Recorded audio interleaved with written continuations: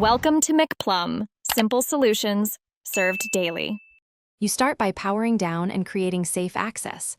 Unplug the fridge and transfer perishables to a cooler while you work. Once done, pull the unit out about 6 to 12 inches and clear debris from behind.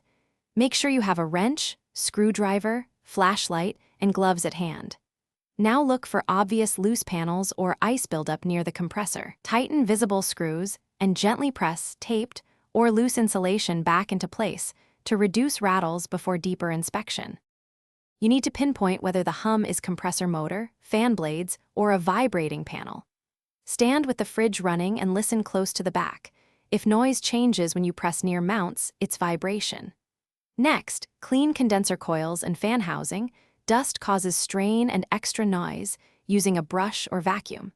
Then tighten compressor mount bolts and replace any hardened rubber grommets because worn mounts transfer vibration. Also spin the fan by hand to confirm it's not hitting wiring, or make final adjustments by leveling the refrigerator with a 2-foot level and placing anti-vibration pads under each foot.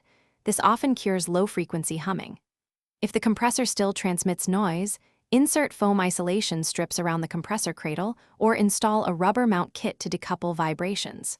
Once done, push the fridge back, plug it in, and listen for improvement over 30-60 minutes.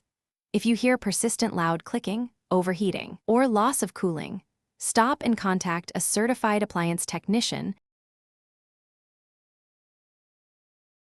Thanks for watching. Stay juicy and subscribe.